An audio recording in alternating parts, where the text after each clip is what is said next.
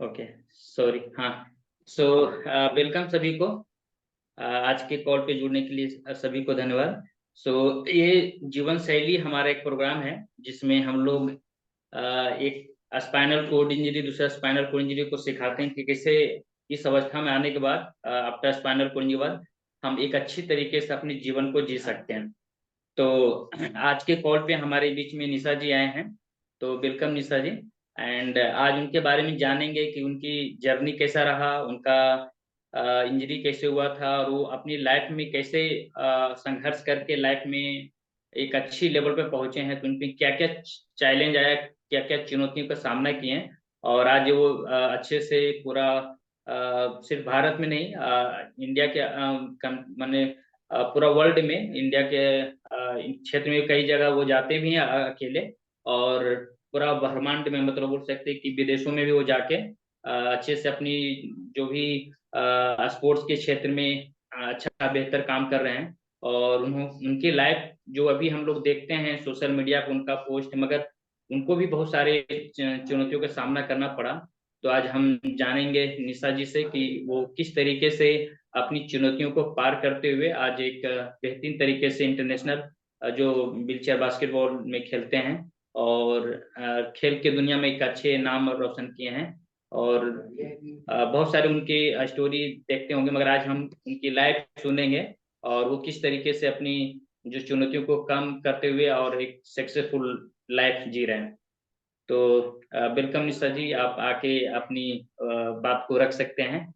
और होप आपकी बातों से सुन के बहुत सारे लोग की लाइफ को में एक परिवर्तन आएगा, उनकी लाइफ भी बेहतरीन तरीके से आगे बढ़ाने में सफलता मिलेगा। Thank you. Yes Nisha, continue. Yes, thank you so much Shailesh मेरा इंट्रो के लिए। And thank you so much कि जीवन शैली में मुझे अपनी बात को रखने का मौका मिला। मेरी जो भी जर्नी है वो मैं दूसरों को सिखा सकती हूँ, बता सकती हूँ। जो भी हमारा था सालों का स्ट्रगल है और उसकी मेहनत अभी जो हमें मिल रही है। तो आई होप कि मेरी स्टोरी से बहुत सारे लोग इंस्पायर होके वो सारी चीज़ें आगे अपनी लाइफ में कुछ ज़रूर करेंगे और बेहतर करेंगे। हम्म, तो मैं निशा गुप्ता, मैं मुंबई से बिलोंग करती हूँ। और मैं एक इंटरनेशनल व्हीलचेयर बास्केटबॉल प्लेयर हूँ। मेरा इंजरी 2004 में हुआ था। और मेरी इंजरी का रीज़न ये है कि हम जब वेकेशन था, तो वेकेशन में हम जैसे स्कूल की छुट्टियां हो जाती है या तो कोई ना कहीं घूमने जाता है। तो मैं भी उस छुट्टियों में घूमने के लिए गई थी, मेरे गाँव गई थी।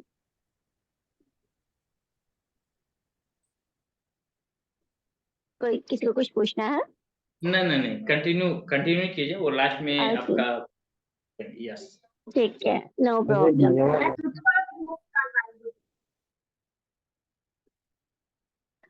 मैं चाहती हूँ कि सभी लोग अपना वीडियो अगर ऑन कर सकते हैं तो करिएगा।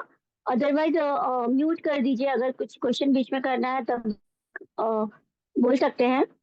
क्योंकि फिर मेरे को मुझे लगेगा कोई मुझसे बात करना चाहता है, तो प्लीज तभी अपना म्यूट पे रखिए, बेटर होगा।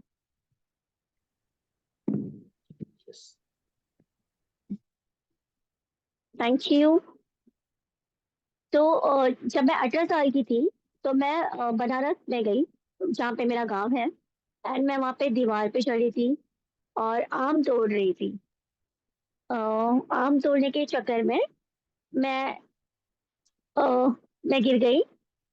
मैंने मैंने सोचा कि मैं एक हाथ से पत्ती खींचूंगी और दूसरे हाथ से मैं आम तोड़ लूंगी, बट ऐसा हुआ नहीं और मैं ही टूट के नीचे गिर गई। पर फिर वहाँ पे हम बहुत सालों के बाद गए थे गाँव में। तो मुझे मेरे पापा को सब मेरे भाइयों ने जाके बुलाया कि दीदी गिर गई है। तो वो जब आए तो देखा तो मैं नीचे गिरी पड़ी हूँ। तो उन्होंने मेरे पापा ने मेरे सर को हाथ लगाया और एक ने पैर पकड़ा था, मुझे बेड पे लेके गए। लाइक जब वो लेके जा रहे थे वो टाइम पे मुझे ऐसे फील हुआ कि शायद से मेरा पैर निकल जाएगा। क्योंकि उसी टाइम सेंसेशन चला गया और कमर के नीचे का हिस्सा काम करना बंद कर गया। तो मुझे कुछ समझ में नहीं आ रहा था कि क्या हो रहा है मेरे साथ। बस मैं बहुत डर सी गई थी। फिर मुझे बेड पे लेटाया गया एंड फिर डॉक्टर को बुलाया कि क्या हुआ है। वो मुझे टर्न करने का कोशिश कर रहे थे, मैं बिल्कुल भी टर्न नहीं हो पा रही थी, बहुत मुश्किल से हो पा रही थी। और फिर मुझे थोड़ी देर में बहुत सीरियस हो गई मेरी कंडीशन। तो मुझे हॉस्पिटल लेके गए। जो जिस गाड़ी में मुझे लेके गए, मैं वहाँ पे बेहोश हो गई या मैं सो गई, मुझे उसके बारे में कुछ भी नहीं पता। मेरी आँख खुली तो मैं हॉस्पिटल में थी और वहाँ पे बस मुझे जो भी चेकअप था, उन्होंने एक्स-रे निकाले, यूरिन बैग लगाया मेरे को, क्योंकि मैं कुछ भी मूवमेंट करने के काबिल नहीं थी उस समय। मेरे लिए, मेरी फैमिली के लिए वो टाइम बहुत मतलब बहुत बुरा टाइम था कि ऐसी चीज़ें सिचुएशन हो रही है। तो लाइक फिर हम कैसे भी करके नेक्स्ट डे मुंबई के लिए आ रहे थे। तो मुझे एम्बुलेंस में स्टेशन पे लेके गए, वहाँ पे ट्रेन में लेके गए, बिठाया, लेटाया और मैं लेटे हुए पूरा 24 घंटे की जर्नी से मुंबई आई। मुंबई आने के बाद फिर यहाँ पे मेरा ऑपरेशन हुआ और सारा ट्रीटमेंट जो भी था यहाँ पे मुंबई में हुआ, ऑपरेशन हुआ। देन डॉक्टर ने ये भी बोला कि ये ऑपरेशन इसलिए कर रहे हैं ताकि मैं बैठ सकूँ, वरना आगे मैं कुछ भी नहीं कर पाऊँगी। और ये बात सिर्फ़ मेरे पापा को पता था। उन्होंने ये बात हमारे घर में किसी को भी शेयर नहीं किया कि मेरे साथ ऐसे ऐसे बड़े हादसा हो चुका है। तो उसके बाद में ऑपरेशन हुआ एंड देन फिर मुझे रिहैब के लिए बताया गया कि एक जगह 2 जगह ऑप्शन दिया था जो मुंबई में है, एक गवर्नमेंट का है, all India institute medical rehabilitation centre, और एक था पीएफ जो पैराप्लेजिक फाउंडेशन के नाम से है साइन में। सो लाइक वहाँ मेरे मॉम डैड ने गवर्नमेंट का एक हॉस्पिटल है जो all India institute rehabilitation medical centre है, वहाँ पे मुझे एडमिट कराया। और वहाँ पे मैं मुझे स्ट्रेचर पे लेके गए। एज़ यूजुअल मैं एम्बुलेंस से वहीं पे गई बिकॉज़ मैं कुछ भी बैठने के लायक ही नहीं थी वो समय। तो काफ़ी ज़्यादा मैं सोच रही थी कि ठीक है, एक्सीडेंट हुआ है ना, फ्रैक्चर हुआ है, ठीक हो जाएगा, कोई बात नहीं।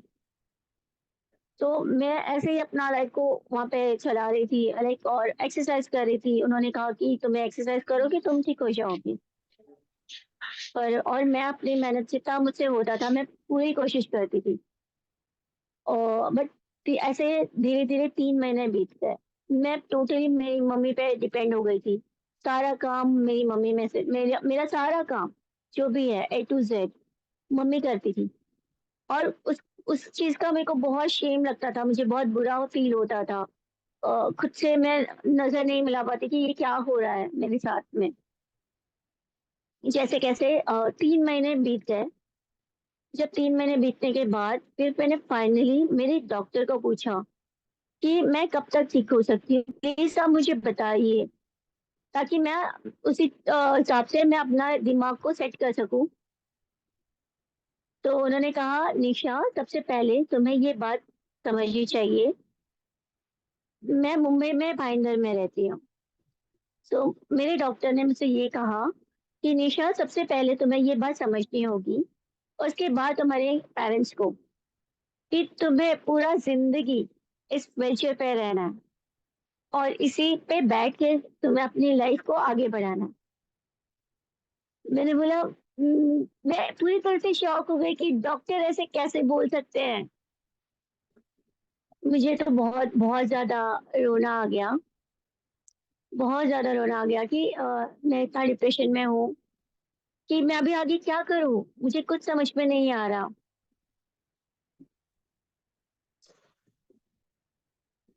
मैंने बोला नहीं, मैं ठीक होके जाऊँगी, मैं बहुत एक्सरसाइज़ करूँगी, मैं बहुत मेहनत करूँगी। वो एक अंदर मेरे ज़िद आ गई कि अब तो करना है। मैंने मेरा जो एक्सरसाइज़ करती थी, मैंने उसको डबल करना शुरू कर दिया। मैं बहुत एक्सरसाइज़ करने लगी, बहुत करने लगी। लाइक फिर कैलिपर से थोड़ा वॉक-वॉक करने भी लगी थी वहाँ पे। पर फिर उसके बाद मुझे वहाँ से बोल दिया कि तुम्हारा रिहैब अभी खत्म हो गया है, तो तुम्हें अभी अपने घर जाना होगा। एंड मेरा घर वहाँ से ज़्यादा दूर नहीं था, तो उन्होंने कहा कि तुम घर से आ जा सकती हो वापस, मतलब कि तुम रिहैब के लिए आ सकते हो। मैंने कहा ठीक है। मतलब लेकिन मैंने बोला मैं अभी तक ठीक नहीं हुई, मैं चल नहीं रही हूँ, मैं बिना चले कैसे यहाँ से निकलूं, मैं लोगों को फेस नहीं कर पाऊंगी। ये मेरा जिंदगी, मैं पहली बार जब मैं व्हीलचेयर पे बैठी मुझे बहुत रोना आ रहा था, बहुत रोना, कि नहीं ये मेरा जिंदगी नहीं है, मैं इस पे बैठ नहीं सकती हूँ, मैं इस पे कैसे बैठूंगी। बट मेरे पास कोई ऑप्शन नहीं था, मुझे बैठना ही पड़ा, क्योंकि बिना बैठे मैं ना तो वॉशरूम जा सकती हूँ, ना कहीं पे आ जा सकती हूँ, कुछ भी नहीं कर सकती। इवन जो सारी चीजें मम्मी कर रही थी, एटलीस्ट वो काम तो मैं शायद खुद से थोड़ा बहुत तो कर लूंगी, कुछ तो कर लूंगी एटलीस्ट, ऐसे फील था। तो घर चली गई, घर से थोड़ा कुछ दिनों तक रिहैब सेंटर जाने आने लगी, फिर उसके बाद बंद कर दिया, मन नहीं कर रहा था, डिप्रेशन में जा रही थी, बहुत ज्यादा डिप्रेशन में थी। जैसे कैसे 4 साल मैंने घर में निकाले, पूरी दुनिया भाग रही थी, दौड़ रही थी, बट मेरी जिंदगी रुकी हुई थी वहां पे। जो 4 साल निकले, तो मुझे बाहर की दुनिया देखनी थी, तो मैं न्यूज चैनल लगा के देख लेती थी कि बाहर की दुनिया में क्या हो रहा है। मैं तो यहाँ हूँ, मुझे कुछ पता नहीं चल रहा है। न्यूज चैनल, ज्यादा से ज्यादा न्यूज चैनल देखती थी, एंटरटेनमेंट के लिए कुछ देख लेती थी, बिग बॉस देख लेती थी। सॉरी, बिग बॉस तो था भी नहीं वो टाइम पे। तो म्यूजिक म्यूजिक वगैरह सुनना मुझे बहुत अच्छा लगता था, कॉलेज गर्ल थी तो वो चीजें ज्यादा अच्छी लगती थी मेरे को। तो म्यूजिक सुनती थी और न्यूज देखती थी, इससे मुझे बाहर की दुनिया का पता चलता था। फिर फाइनली मैं एक दिन वापस हॉस्पिटल गई, और मैं बहुत ज्यादा डिप्रेशन में थी। सो कि लाइक मेरे लाइफ में कुछ भी नहीं हो रहा है, मतलब मैं कुछ नहीं कर पा रही हूँ, टोटली डिपेंड हूँ दूसरों पे, मैं क्या करूंगी। सो लाइक जब मैं उस हॉस्पिटल में गई, तो वहाँ पे बहुत सारे अलग अलग डिपार्टमेंट के लोग होते हैं। तो एक सोशल सोशल वर्कर के का एक डिपार्टमेंट था। तो सोशल वर्कर मैम ने मिले, हम बहुत सारी बातें की, हमने शेयर किया। तो उन्होंने मेरे को बताया कि नहीं, तुम बहुत सारी चीजें हैं जो व्हीलचेयर पे रह के भी कर सकते हो, ऐसा नहीं है तुम नहीं कर सकते हो एंड ऑल। मैंने बोला ओके। तो मुझे उन्होंने एक एनजीओ के साथ जोड़ा, जो बहुत लोग जानते हैं या नहीं जानते मुझे पता नहीं। तो वो स्पेशली मुंबई में है, एंड स्पाइनल कॉर्ड इंजरी के लिए काम करती है। तो मैं उनसे जुड़ी, वहाँ पे कुछ दोस्त मिले। जब मैं वहाँ पे, उनका एक बहुत बड़ा इवेंट था, तो लाइक मैं जब वहाँ पे गई, तो मैं पूरी तरह से शॉक हो गई कि मैं कहाँ गई। मैं क्योंकि मुझे लगता था कि मैं ऐसी अकेली लड़की हूँ जिसके साथ ऐसा हुआ है, जो व्हीलचेयर पे है, क्योंकि कभी देखा नहीं सुना नहीं है स्पाइनल कॉर्ड इंजरी क्या होता है, बेड सोर क्या होता है, यूरिन इन्फेक्शन क्या होता है, ब्लैडर बॉबल का कुछ समझ में नहीं आता। पर ये लाइफ के चैलेंजेस है, आपकी लाइफ में जितने चैलेंजेस आएंगे, आप उसको जितना एक्सेप्ट करोगे, आप उतने ज्यादा स्ट्रांग बन सकते हो। तो मैंने उन्हें वहां पे देखा, बहुत सारे लोग हैं व्हीलचेयर पे हैं, बहुत सारे लोग बहुत गाड़ियां चला रहे हैं, अपना काम खुद कर रहे हैं, जॉब पे जाते हैं। सो शॉक। मैंने घर पे आके मैंने ये सारा एक्सपीरियंस मेरे पेरेंट्स को बताया कि ऐसा ऐसा था, मैं यहाँ पे गई, ये चीजें हो रही है, ये लोग ये सब सारी चीजें कर रहे हैं। तो लाइक अभी फिर मुझे ऐसे फील हुआ कि नहीं, अब मुझे कुछ करना है, अब मुझे कुछ बनना है, पर करूँ क्या ये समझ नहीं आ रहा था। ये एक नया चैलेंज आ गया अब मेरे पास। उफ, फिर पता नहीं कैसे मुझे टैटू बनाने का क्रेज आया। तो मैंने टैटू का के लिए मुझे क्रेज आया, और लाइक मेरे को बनाना था, पर मैं घर से बाहर जा नहीं सकती, ना कोई आ सकता है। तो मेरे लिए बहुत बहुत डिफिकल्ट था। सो लाइक सडनली मैंने ऐसे ही, मेरे स्कूल की एक फ्रेंड थी, उसको कॉल किया, हम बात कर रहे थे, एंड लाइक मैं उससे बात की कि अरे यार मेरे को टैटू सीखना है, क्योंकि कोई आ नहीं रहा है, तो एटलीस्ट मैं खुद सीख लूंगी तो मैं बना सकती हूँ। तो तो उसी के सर्कल में एक टैटू आर्टिस्ट थे, तो उसने उससे उनसे बात किया, एंड लाइक वो मेरे घर पे आए, एंड लाइक मुझे उन्होंने प्रॉमिस किया कि तुझे जब तक नहीं आएगा मैं तुझे सिखाऊंगा। तो मैं बहुत खुश हो गई कि चलो अब मैं टैटू बनाऊंगी भी और दूसरों को भी बनाऊंगी और खुद पे भी हो जाएगा। तो लाइक मैं जब वो स्टार्ट करी तो मेरे को अंदर से बहुत खुशी मिलने लगी। मैं बहुत ज्यादा खुश हो गई कि कुछ तो चल रहा है। जो जिंदगी मेरी रुकी हुई थी, अब मैं कुछ तो कर रही हूँ। तो जैसे-जैसे मैंने वो कोर्स कंप्लीट किया और मतलब जैसे-तैसे तो नहीं बोलूँगी, मैं तो पागल हो गई थी। मैं पूरा दिन बुक पे ड्राइंग बनाती रहती थी और उसी के पूरा दिन सुबह से लेके रात तक मैं सिर्फ़ वही काम करती थी। वैसे भी मुझे कुछ काम तो था नहीं उस समय, तो मैं वही करती थी। तो मेरी ड्राइंग बहुत अच्छी हो गई, तो मैं टैटू आर्टिस्ट बन गई। लाइक मैं दूस दो 4 लोगों से, 10 लोगों से फिर मिलने लगी। मैं और ज़्यादा खुश रहने लगी कि मैं कुछ तो कर रही हूँ, कुछ अच्छा कर रही हूँ। फिर भी लोग वहाँ पे आए और लाइक वो कहते थे कि अरे चलो अच्छा है, बैठे-बैठे कुछ तो कर रही है। मैंने बोला बाकी लोग भी तो बैठ के ही काम करते हैं ना, तो मैं भी बैठ के ही काम कर रही हूँ, उसमें कोई बड़ी बात नहीं है। तो फिर वो कुछ नहीं बोलते।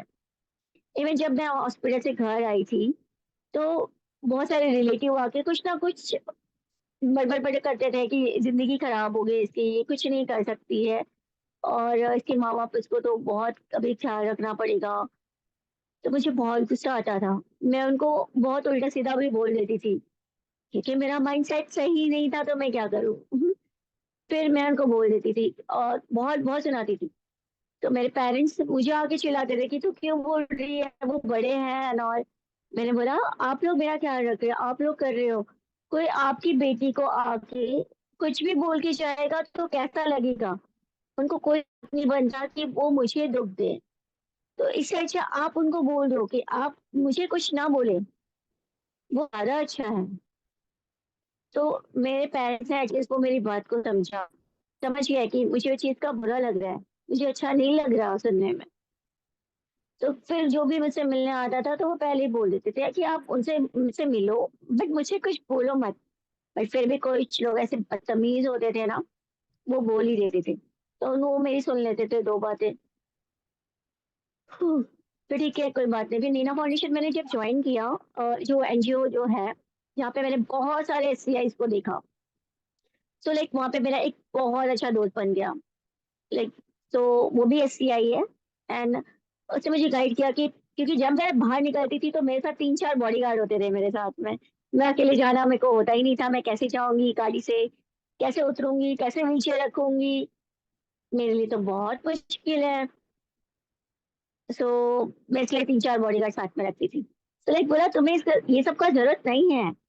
उसने मुझे सिखाया कि तुम अगर गाड़ी बुक करती हो, तो तुम्हें घर में शुरू में तुम घर में किसी को बोलो कि गाड़ी तुम्हारा व्हीलचेयर फ़ोल्ड करके गाड़ी में रख दे एंड वो तो ड्राइवर है, पैसेंजर को लेगा। अगर उसको दूसरा पैसेंजर चाहिए तो वो तुमको उतार भी देगा, वो तुमको हेल्प कर देगा। या जहाँ पे तुम जा रहे हो, वहाँ पे कोई ना कोई तुम्हें हेल्प कर देगा। मैंने बोला हाँ, ये सही बात है, ऐसा कर सकते हैं। तो मैंने थोड़ा-थोड़ा ऐसे किया। फिर लाइक और कॉन्फिडेंस बूस्ट हो गया मेरा कि नहीं अरे मैं तो अभी अकेले जा रही हूँ, बहुत अच्छा लग रहा है, अब मैं अकेले जा सकती हूँ। और फिर मेरा टैटू का भी कोर्स खत्म हो गया, मैं अर्निंग पर्सन भी हो गई, अब मैं कमा भी रही थी, घूम भी रही थी, बहुत मज़े किया, बहुत अच्छा लग रहा था। तो फिर सडनली उसने मेरे दोस्त ने मुझे स्विमिंग के बारे में बताया कि अगर तुम मुझे उसने एक्चुअली लालच दिया। लालच ये था कि उसने कहा मुझसे कि निशा अगर तुम स्विमिंग करोगे तो तुम ठीक हो जाओगे। स्विमिंग सबसे बेस्ट एक्सरसाइज है। मैंने कहा ओह! अच्छा, उसने तो बोल दिया। अब इंडिया है बॉस, तो एक्सेसिबल चीज़ें ढूँढना और हमको कोई सिखाना वो भी व्हीलचेयर यूज़र्स को, बहुत मुश्किल है। क्योंकि लोगों को मोस्टली सब स्विमिंग पैरों से ज़्यादा अच्छे से कर लेते हैं, हाथों का इस्तेमाल कम करते हैं। तो मैं ढूँढ रही थी पर ऐसा कुछ मुझे मिला नहीं, तो लाइक मैंने वो छोड़ दिया एंड सडनली मुझे 1-2 महीने के बाद पता चल रहा है कि मुंबई में एक स्विमिंग कॉम्पिटिशन हो रहा है। लाइक मैंने बोला ओह वाओ! तो देखने तो जाना बनता है। जब मैं देखने गई तो मैंने देखा वहाँ पे बहुत सारे ऐसे पैराज हैं जो स्विमिंग कर रहे हैं। मैंने एक एससीआई को भी देखा जो स्विमिंग कर रहे हैं। सो लाइक तो और वो जगह भी बहुत एक्सेसिबल था, तो वो देख के बहुत अच्छा लगा। और वो मेरे घर से कुछ 45 मिनट्स की दूरी पे था। तो हमने हमारे कुछ दोस्तों ने डिसाइड किया कि हम स्विमिंग के लिए जाएँगे और वहीं पे प्रैक्टिस करेंगे, क्योंकि वो पूरा एक्सेसिबल है एंड देन वहाँ का जो स्टाफ था, वो बहुत हेल्पफुल था। तो पॉसिबल नहीं है और फिर मुझे ऐसे लगा कि हाँ, चलो ये कर सकते हैं। सो मैं सुबह 5 बजे उठ के रेडी-वेडी होके मैं स्विमिंग के लिए चली जाती थी। तो कुछ कुछ एक 1 हफ्ता हो गया था मुझे, हफ्ते 10 दिन। उसके बाद मुझे पता चला कि स्विमिंग कॉम्पिटिशन होने वाला है, नेशनल टूर्नामेंट होने वाले हैं इसके। मैंने बोला ओह वाओ! लाइक मैं जब स्विमिंग करती थी तो बस मैं एक कोने से दूसरे कोने में जाती थी। मतलब बहुत जो कॉर्नर्स होते थे ना एल शेप वाले कॉर्नर्स, तो मैं वो कॉर्नर से बस एक दूसरे कॉर्नर्स में जाती थी, क्योंकि मैं इतना दूर जा मतलब मेरे लिए बहुत मुश्किल था। मेरे को बहुत डर था पानी से कि मैं डूब गई तो पैर तो वैसे भी काम नहीं करते हैं। बट उसमें जो वहाँ पे ट्रेनिंग दे रहे थे हमको, उन्होंने बोला कि तुम्हें पानी के साथ दोस्ती करनी पड़ेगी, ब्रीथिंग एक्सरसाइज करनी पड़ेगी। तो वो धीरे-धीरे शुरू हुआ एंड उन्होंने बहुत हेल्प किया। सो लाइक फाइनली मैंने स्विमिंग कर लिया और वो दिन आ गया कि हमको नेशनल के लिए जाना था। एंड जो लोग वहाँ पे 1-1 घंटे प्रैक्टिस करते थे, हम 3-3 घंटे स्विमिंग करते थे। और मेरी स्किन बहुत टैन हो गई थी और मैं बहुत ज़्यादा मतलब बहुत अंदर से बहुत स्ट्रॉन्ग फील करती थी, क्योंकि स्विमिंग सबसे बेस्ट एक्सरसाइज है, आपको बहुत एनर्जेटिक फील कराता है एंड बहुत अच्छा लगता है। तो मुझे पता था कि अगर मैं स्विमिंग यहाँ पे सीख लिया तो मैं कहीं पे भी कर सकती हूँ। तो फिर फाइनली स्विमिंग का कॉम्पिटिशन के लिए जाने के बात आया। मैं पहली बार मेरे एक्सीडेंट के पहले मतलब मैं बता नहीं सकती, मैं पहली बार मुंबई के बाहर निकली मेरे एक्सीडेंट के बाद। वो बहुत अमेजिंग एक्सपीरियंस था। अ, मैं इंदौर गई थी स्विमिंग कॉम्पिटिशन के लिए एंड अनफॉर्चुनेटली मुझे कोई मेडल नहीं मिला, पर मुझे वहाँ पे बहुत सारे मेरे दोस्त मिले, मतलब दोस्त बन गए, क्योंकि मैंने उनसे बहुत कुछ सीखा। वो भी मेरे लिए एक अचीवमेंट है कि मुंबई से बाहर मैं निकल रही हूँ, जो एक्सीडेंट के बाद कभी सोचा भी नहीं था कि मैं घर से बाहर निकलूँगी। घर से बाहर निकली और फिर वहाँ पे कॉम्पिटिशन के लिए मैं गई। तो उसके बाद मैंने वहाँ पे रुकी नहीं। मैं फिर तो मैं घर से निकलना शुरू कर दिया, फिर पीछे मुड़ के नहीं देखा। वो बोलते हैं ना कि अगर आपको घर से बाहर निकलना है तो एक स्टेप ज़रूर बाहर निकालना चाहिए, क्योंकि आप वो एक स्टेप डिसीज़न लेते हो ना बाहर निकलने का, आपके लिए 4 स्टेप बाहर के खुल जाते हैं। आप बहुत सारी चीज़ें कर सकते हो। तो शायद मेरे लिए भी वही था, तो मैं भी वही कर रही थी। तो उसके बाद मैं पूना गई पीआरसी में, जहाँ पे बहुत सारे स्पाइनल कॉर्ड इंजरी के आर्मी लोग वहाँ पे रहते हैं। तो वहाँ पे मैं एक सुरेश कार्की सर से मिली, जो वो आर्मी से ही है। उन्होंने मेरे को बास्केटबॉल से मिलाया एंड उन्होंने बोला कि तुम ये चीज़ें कर सकते हो, तुम खेल सकते हो। मैंने बोला मैंने कभी खेला नहीं है और एंड एक और बात बताती हूँ। मुझे मेरे एक्सीडेंट के पहले ना मुझे स्पोर्ट्स बिल्कुल भी पसंद नहीं था, बिल्कुल नहीं। मैं तो सोचती थी बाप रे! ये लोग क्यों खेलते हैं? क्या मिलता है इनको? बट अब जब मैं खुद कर रही हूँ तो मुझे पता चलता है उसका वैल्यू क्या है, इसलिए। और फिर उन्होंने मेरे को बास्केटबॉल से मिलाया एंड देन उसके बाद मैं पहली बार अकेले ट्रैवल किया फ्लाइट के अंदर। अकेले ट्रैवल कर रही थी, फ्लाइट में कर रही थी। मेरा फर्स्ट एक्सपीरियंस था दिल्ली के लिए। मैं फर्स्ट टाइम दिल्ली गई व्हीलचेयर बास्केटबॉल टूर्नामेंट के लिए और मज़ा आया वहाँ पे। बहुत खेलने को मिला, नया कुछ देखने को मिला और ज़्यादा दोस्त बनाए एंड मैंने वहाँ पे ब्रॉन्ज मेडल भी जीता। तो उसके बाद धीरे-धीरे वो जर्नी मेरी वहाँ से शुरू हो गई। मैं इंडिया टीम के लिए कैंप के लिए सेलेक्ट हुई एंड देन इंडिया टीम के लिए सेलेक्ट हुई। फिर इंडिया के लिए मैंने बास्केटबॉल फर्स्ट टाइम इंडिया के बाहर गई। ये और इंडिया के जर्सी के साथ। इंडिया का जर्सी पहनना अपने आप में भी बहुत प्राउड फील होता है। तो वहाँ पे जब मैं पहली बार बाली गए, इंडोनेशिया में हमारा फर्स्ट मैच था। तो वहाँ पे जीते एंड लाइक बहुत सारे इंटरव्यूज होने लगे, न्यूज़ आर्टिकल आने लगे। सो और अच्छा लगने लगा, कॉन्फिडेंस और ज़्यादा बढ़ने लगा। लाइक अब ऐसे लग रहा है अब बस अब नहीं रुकना मुझे, अब भागना है, दौड़ना है। मैंने 4 साल मेरी ज़िंदगी यूँ ही बिताई, बट अब नहीं रुकने वाली मैं। एंड बहुत सारी ऐसी प्रॉब्लम्स होती है जो हमारे आजू-बाजू का एनवायरनमेंट रहता है, हमारे फ्रेंड्स, अ, स्पोर्ट्स, स्पोर्ट्स एक्टिविटी मेरे लिए बहुत इम्पोर्टेंट है। खुद का एक तो हम स्पोर्ट्स से बहुत ज़्यादा फिट रहते हैं और उसके बाद जहाँ पे मेरा रिहैब हुआ था, वहाँ पे मैंने हर 3-4 महीने के बाद ऐसा मोटिवेशन के लिए जाती हूँ, क्योंकि मुझे पता है कि मेरे एक्सीडेंट के बाद मैंने 4 साल निकाले हैं घर पे। तो मैं नहीं चाहती कि और भी लोग हो जो घर में बैठे, छोड़ो। बाहर निकलें एंड कुछ करें। नहीं, ये तो कचरा है। एंड ये कचरा दो, ये दो ये दो।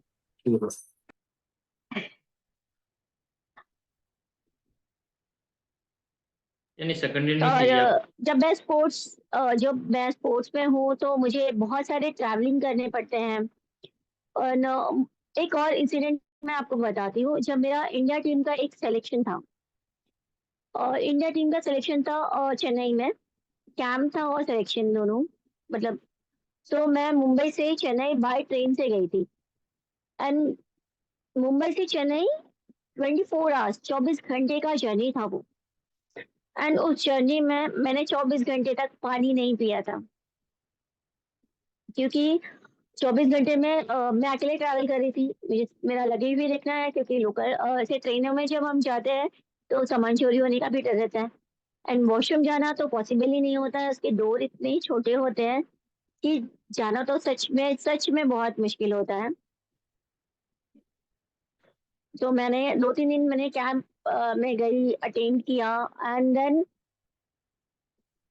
मेरे को यूरिन इन्फेक्शन हो गया, मेरे को फीवर आ गया। मैं कैंप में पूरा अटेंड नहीं किया, मुझे उस कैंप से ही बाहर बाहर कर दिया। ये 2017 की बात है और 2016 में मैंने इंडिया को रिप्रेजेंट किया था। नहीं सॉरी, 2018 की बात है। 2017 में मैं बाली में गई थी, इंडोनेशिया, इंडिया को रिप्रेजेंट किया। मुझे इतना बुरा लगा कि मैं अच्छी प्लेयर हूँ बट मुझे मुझे बाहर होना पड़ रहा है, क्यों? क्योंकि मैंने 24 घंटे पानी नहीं पिया, मुझे यूरिन इन्फेक्शन हो गया। लाइक बहुत मुश्किल होता है, स्पेशली गर्ल्स को जब वो ट्रैवल करती है। इवन लाइक गर्ल्स, वुमेन्स को तो पीरियड्स का भी प्रॉब्लम होता है कि वो चीज़ें मैनेज करना, सारी चीज़ें करना, पूरा लाइफ चेंज है आफ्टर व्हीलचेयर पे। एक्सीडेंट बहुत मुश्किल है। तो मैं ये सारी चीज़ें धीरे-धीरे सीखती गई कि अगर मुझे ये चीज़ होगा तो क्या करना चाहिए, अगर मैं बाहर ट्रैवल कर रही हूँ। तो जब 24 घंटे का जर्नी है, तो मैं उसके बाद मैंने कभी ट्रेन से ट्रैवल नहीं किया और 10-12 घंटे की जर्नी होती है, वो मैं मैनेज कर लेती हूँ। और अभी एक और चीज़ है, जब आप ट्रेन में ट्रैवल कर रहे हो, तो आप 2 ब्लैंकेट ज़रूर लेके जाएँ। अ, इसलिए ताकि जब आप रिज़र्वेशन करा के आप हैंडीकैप कोच में चढ़ते हो तो कोई बात नहीं, आप वॉशरूम यूज़ कर सकते हो, बट वो हाइजीन नहीं होता है। एंड शॉर्ट शॉर्ट डिस्टेंस के लिए आप ठीक है, पर लॉन्ग डिस्टेंस के लिए आप क्या करोगे? तो 2 ब्लैंकेट इसलिए बोल रही हूँ कि ताकि आप पूरा वो कवर कर सकें, आप सीट पे आराम से बैठ जाओ और वो ब्लैंकेट्स को पूरा कवर कर दो। आपका एक रूम जैसा बन जाता है एंड आप सीआईसी वगैरह जो भी है, आप अपना जो भी काम है, वो सारी चीज़ें आराम से कर सकते हैं। इसमें आपको कोई परेशानी नहीं होगी। इसीलिए वो आप लेके जा सकते हो। ये धीरे-धीरे मैंने सीखा। जब मैं इसलिए जब स्पोर्ट्स के लिए बाहर जाती हूँ, तो मैं कुछ मेडिसिन्स होते हैं जो हमें लेके जाना है, जैसे यूरिन इन्फेक्शन का एंड इलेक्ट्रॉल्स लेके जा सकते हैं आप। और आपको हेडेक का प्रॉब्लम है, स्टमक अपसेट हो जाता है, लूज मोशन हो जाता है, उसकी मेडिसिन्स आपको रखनी चाहिए। एंड ज़्यादा से ज़्यादा पानी पीना चाहिए वो जब आप बाहर जाते हो, क्योंकि जब आप इतने टाइम तक नहीं पीते हो तो आप जैसे ही आपको ऐसे लगे कि आप पी सकते हो, वॉशरूम जा सकते हो, तो ज़्यादा से ज़्यादा पानी इनटेक करो, वो बहुत अच्छा होता है। एंड स्किन केयर भी बहुत ज़रूरी है, ज़्यादा ट्रैवलिंग करने की वजह से बेड सोर हो जाता है। एक अच्छा कुशन आपके पास होना चाहिए, तो वो बहुत ज़रूरी है, क्योंकि स्पोर्ट्स पर्सन है, सुबह हमको 5 बजे उठना होता है एंड रात को 9, 10, 11 भी बज जाते हैं हमको सोते-सोते। सो एक बार जब व्हीलचेयर में बैठते हैं तो बहुत मुश्किल होता है कि आप रेस्ट करो, पूरा दिन आप बैठे-बैठे निकालते हो। तो बैठे-बैठे रहने से आपको थोड़ा बहुत स्ट्रेचिंग करनी होती है, एक्सरसाइज करनी होती है, ताकि आप पूरा दिन बैठ सको। एंड मैंने फिर धीरे-धीरे मेरी लाइफ में स्पोर्ट्स तो मेरा चल ही रहा था, पर मेरे को लाइक अब मैं व्हीलचेयर पे हूँ तो इसका मतलब ये नहीं मैं बहुत सारी चीज़ें नहीं कर सकती हूँ। मेरे मन में मेरे को ये आया कि क्यों ना मॉडलिंग भी किया जाए, क्योंकि मुझे अच्छा अच्छा दिखना, अपने आप को प्रेज़ेंट करना मुझे बहुत अच्छा लगता है। तो ताकि लोग हमें ऐसे बेचारा टाइप नहीं देखें, लाइक हम वो नहीं हैं, हमारी भी अपनी एक आइडेंटिटी है। और अच्छा लुक दिखना हर किसी को अच्छा लगता है। आप नॉर्मली अपना लाइफ जियो, खुश रहो। जब आप खुश होते हो तो आपके आजू-बाजू के लोग आपके साथ खुश रहते हैं। बट आप दुखी रहोगे तो वो भी आपके साथ वो वैसे ही रहेंगे, दुखी से रहेंगे। लाइक बोरिंग बोरिंग सा हो जाएगा लाइफ।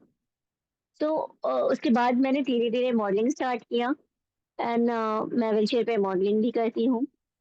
एंड मैं मैराथन भी करती हूँ। हम मुंबई में जितने एक टाटा मैराथन है, इसमें मैंने 11 साल से मैं वो मैराथन में पार्टिसिपेट कर रही हूँ। लाइक बहुत लोग होते हैं, जब बहुत लोग मिलते भी हैं आपको, जो आपसे इंस्पायर होते हैं और आपको अपनी लाइफ जीने में और मज़ा आता है, क्योंकि आप तो अपनी लाइफ जी रहे हो, आप दूसरों को भी इंस्पायर कर रहे हो। उसका वो हम बोल ही नहीं सकते, वो अमेज़ आप फ़ील करो कि वो क्या होता है, कैसे कैसा लगता है। सो मैंने फिर मुंबई में मैं और एक मेरी एक दोस्त है डिंपल, हम दोनों ने व्हीलचेयर बास्केटबॉल शुरू किया था 2017 में। एंड 2015 से मैं व्हीलचेयर बास्केटबॉल खेल रही हूँ। पहली बार 2015 में मैंने स्टार्ट किया दिल्ली गए एंड देन हमने महाराष्ट्र की वुमेन्स टीम भी बनाई। एंड रिसेंटली लास्ट मंथ हमारा नेशनल टूर्नामेंट भी हुआ था एंड हम 4 साल से गोल्ड मेडल जीत रहे हैं एंड इस बार भी हमने गोल्ड मेडल लेके आए। सो ये बहुत आपस में प्राउड का मोमेंट है कि पहले आप अकेले खेलते थे, एक 2 जन जाते थे, अब आपके पास पूरी टीम है। आप और लोगों को बाहर से लेके आ रहे हो, मतलब अपने साथ इन्वॉल्व कर रहे हो। एंड मुंबई में सैटरडे संडे हमारे व्हीलचेयर बास्केटबॉल का प्रैक्टिस होता था। एंड लाइक हम सैटरडे संडे मिलते भी थे, एक दूसरे से गेट टुगेदर हो जाता एंड लाइक हमारा बॉन्डिंग और ज़्यादा स्ट्रॉन्ग हो जाता। तो टेन गेम ये इसके लिए बहुत अच्छा लगता है कि आपका एक नेटवर्किंग हो जाता है, आप सोशलाइज हो जाते हो, तो ये बहुत अच्छी बात है। सो अब मेरा सैटरडे संडे तो मैं घर पे रुकती भी नहीं थी। सो लाइक मैं बहुत खुश होती थी कि सैटरडे संडे बास्केटबॉल के लिए जाना है। And like Monday to Friday मैं जिम जाती थी, क्योंकि मुझे अपना परफॉर्मेंस सैटरडे संडे अच्छा देना है, अपने आप को और बेस्ट करना है। डे बाय डे मैं अपने आप को कैसे इम्प्रूव करूँ, मैं इसके बारे में सोचती हूँ। जिम मैं इसलिए जाती हूँ क्योंकि ताकि मैं और ज़्यादा अपने आप को फिट रख सकूँ। क्योंकि फिज़ियो तो आप करते हो और थोड़ा बहुत जो भी है, बट फिज़ियोथेरेपिस्ट के पास जाना, उनके साथ में करना बहुत पैसे जाते हैं। और हर टाइम हमको पता है कि वो हमको यही चीज़ें एक्सरसाइज कराएँगी। अ, बट उसके आगे क्या? मतलब घर पे तो होता नहीं है। तो लाइक मेरे को मेरा हैंड स्ट्रेंथ इम्प्रूव करना है। हैंड स्ट्रेंथ इसलिए इम्प्रूव करना है, मेरे हाथ की ताकत इसलिए मुझे लानी है क्योंकि कमर के नीचे का हिस्सा काम नहीं करता। जब कमर के नीचे का हिस्सा काम नहीं करता, पैर काम नहीं करते, पैरों में कोई ताकत नहीं है, तो मुझे पैरों का ताकत मेरे हाथों में लेके आना था। तो ताकि मैं मेरा शिफ्टिंग अच्छा कर सकूं। मुझे कार ट्रांसफर करना है, मुझे ऑटो में शिफ्ट होना है, और मेरे को इंडिया के बाहर जब मैं जा रही हूँ, तो वहां पे भी मैं अपना सारा काम खुद से कर सकूं। जैसे व्हीलचेयर पे कमोड पे शिफ्ट होना, वापस आना। सो ये चीजें बहुत मायने रखती हैं। लाइक इसके साथ में आपको एडवांस व्हीलचेयर स्किल्स भी सीखनी चाहिए। मैंने खुद ने मुझे व्हील वगैरह मैंने सीखा है, पर स्टेयर से नीचे उतरना मुझे नहीं आता था। तो आई थिंक 2017 में, हाँ 2017 में मैंने शैलेश को मिली। हम चेन्नई में थे, एंड शैलेश ने मुझे सीढ़ी से नीचे कैसे उतरना है वो सिखाया। थैंक यू शैलेश इसके लिए। ये चीज मैं नहीं भूलती। जो जिन्होंने मुझे सिखाया है, मैंने जिसको सिखाया मुझे, मैं वो ध्यान नहीं देती, लेकिन मैंने जिसने मुझे सिखाया, मैं मुझे ये हमेशा याद रहता है। ये बहुत बड़ी बात होती है कि कोई आपके लिए करता है कोई, तो वो हमेशा याद होना चाहिए। और आज मैं मेरे मेरे पेरेंट्स मुझसे बहुत खुश हैं। क्यों खुश है? क्योंकि मैंने अपने आप को प्रूव करके दिखाया। आज के टाइम पे मैं मेरे पेरेंट्स से अलग रहती हूँ और अकेले रहती हूँ, क्योंकि उन्हें अभी मुझ पे पूरा भरोसा है कि मैं सारी चीजें खुद कर सकती हूँ। जैसे ये पोस्टर आप देख रहे हो, जो सेंटर में लेडी है, वो कृष्णा श्रॉफ है, जैकी श्रॉफ की लड़की है, एंड टाइगर श्रॉफ की बहन ऑफ कोर्स, जिनके साथ मैंने एक म्यूजिक वीडियो किया है, नी आर डी। इसका मतलब है कि आप कौन हो। एंड ये मुझे लकीली मैंने और भी म्यूजिक वीडियो किए हैं, और ऐसे आपको भी ये सारी अपॉर्चुनिटी मिल सकती है। अगर आप अपनी लाइफ को और मजेदार बनाना चाहते हो, आपके अंदर एक जिद होनी चाहिए। मैं एक चीज बोलना चाहूंगी, आंखों में सपने, आंखों में सपने, जिगर में हौसला, और दिमाग में पागलपंती जब तक नहीं होती, इंसान कुछ नहीं करता। तो एक पागलपंती होनी बहुत जरूरी है। सो मैं भी वही कर रही हूँ। और मैंने जैसे मैं एक नेशनल स्विमर हूँ, नेशनल और इंटरनेशनल व्हीलचेयर बास्केटबॉल। एंड मैंने अभी 2 साल पहले ही मैंने हैंडबॉल स्टार्ट किया है। एंड मैंने उसमें हम गए थे हैंडबॉल में। तो और मुंबई मैराथन और भी मैराथन मैंने पार्टिसिपेट किया है, व्हीलचेयर मॉडलिंग, ये सारी चीजें मैंने की हैं, एंड म्यूजिक वीडियो भी किया है।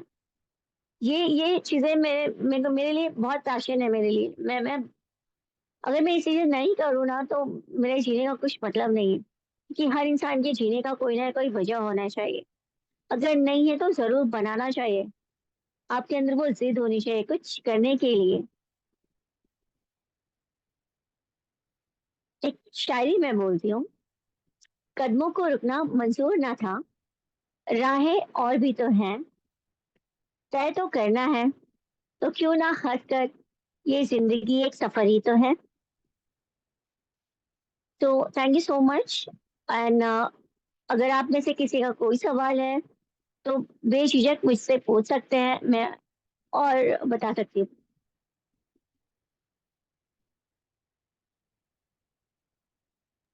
Okay, so yes, thank you Nisha. And 1 to 1 जो भी लोग सवाल पूछना चाहते हैं, प्लीज आप पूछ सकते हैं। Thank you. मैं सच में आपके सवालों का बेसब्री से इंतजार कर रही हूँ। आप कुछ भी मुझसे पूछ सकते हो, मेरी पर्सनल लाइफ, या मैं बाहर कैसे ट्रैवल करती हूँ, मैं दूसरों को कैसे मोटिवेट करती हूँ, ब्लाइडर बर्विल का कैसे मैनेज करना है, या कुछ भी है, गर्ल्स को अगर कोई प्रॉब्लम है, कुछ पूछना है, तो आप शैलेश को कांटेक्ट करिए, वो आपको मेरा नंबर शेयर कर देंगे। तो मैं जो भी गर्ल्स हैं उनकी जो भी प्रॉब्लम्स है, ब्लैडर बॉबल रिगार्डिंग पीरियड्स के बारे में कि कैसे मैनेज करना है, सारी चीजें मैं उनको शेयर कर सकती हूँ पर्सनली, अगर वो यहाँ पे नहीं बोलना चाहते हैं तो।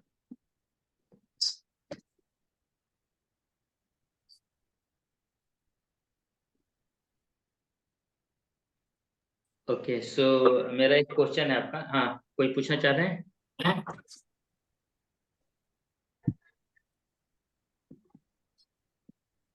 एंड जो भी प्लीज सवाल कर रहे हैं वीडियो ऑन करेगा प्लीज।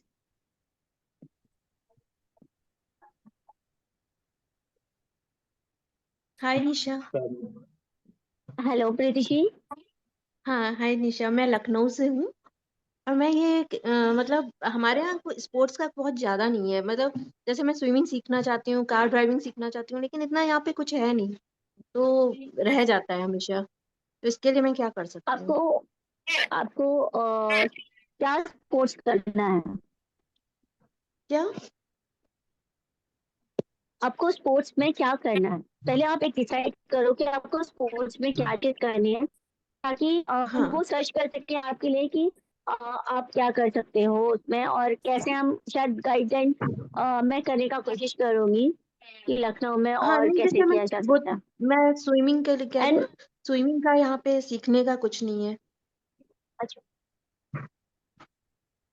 सीखने का आप ऐसे कोई एक्सेसिबल जगह देखो जहाँ पे आप जाके चेंज अपना देखो, अगर आप ऐसे जो एक्सेसिबल हो थोड़ा सा, पूरा हम्म। एक्सेसिबल तो आपको कहीं में पूरा इंडिया में नहीं मिलेगा। एटलीस्ट थोड़ा तो एक्सेसिबल होना चाहिए जहाँ पे आप वहाँ पे जा हम्म। सको, चेंजिंग रूम में अपना कपड़े चेंज कर सको, एंड वॉशरूम जा सको। एंड अगर वॉशरूम नहीं भी जा सकते हो तो एक बिस्लरी की बॉटल होती है, ठीक है, आप बिस्लरी की एक खाली बॉटल लेके जाओ, आप वहाँ पे उसमें यूरिन पास कर सकते हो, बॉटल में कर सकते हो। तो क्योंकि आपको कुछ तो सीखना है, तो कुछ तो इंडिया में ना जुगाड़ चलता है, अच्छा। इंडिया में ना जुगाड़ चलता है, तो वो जुगाड़ से काम करना पड़ेगा थोड़ा बहुत। हाँ, एक मिनट तो पापा। आप थोड़ा पता करो, एंड अगर अगर आप वो पता कर सकते हो, मैं आपको यहाँ से गाइड कर सकती हूँ, ताकि जो आपका स्विमिंग का जो ट्रेनर रहेगा, आप वो ट्रेनर से मिलो, और मैं आपको गाइड करूंगी कि वो आपको कैसे सिखा सके, क्योंकि मैंने सीखा है तो मुझे उसके बेसिक चीजें पता है कि कैसे कैसे शुरू करनी है, तो वो चीज मैं आपके लिए कर सकती हूँ। Okay, thank you. वेलकम। तो प्लीज आप जरूर ऐसा कोई जगह सर्च करो जहाँ पे आप स्विमिंग के लिए पहले जा सको। Thank you.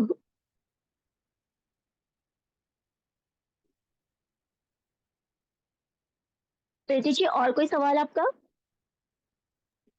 Thank you. Okay, no problem, ठीक है। ओके, नेक्स्ट कोई और पूछना चाहते हैं कुछ? बेझिझक पूछे, क्योंकि आज का कॉल आप लोगों के लिए है, ठीक है? तो आप लोग जितना अच्छे से खुल के बात करेंगे उतना अच्छा रहेगा, और क्योंकि यस। बहुत सारे लोग हैं हमारे देश में जो कि कहीं कहीं लड़कियों के लिए बहुत बड़ा चुनौती है, बट निशा कैसे उस चुनौतियों को फेस किए हैं और कैसे आगे बढ़े हैं, तो शायद आपके लिए एक जरिया हो सकता है, एक माध्यम बन सकता है कि कैसे आप कुछ हेल्प मिल सकता है, कैसे बाहर निकल सकते हैं, और अपना परिवार वालों को भी या बता मैं सकते आपको हैं एक कि निकल सकते हैं।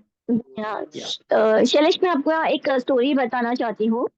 जहाँ पे मैं रहती हूँ वहाँ पे ना अ, दो स्टेयर्स थे जिसको मेरे को डेली क्रॉस करके जाना आना मेरे लिए बहुत डिफिकल्ट था।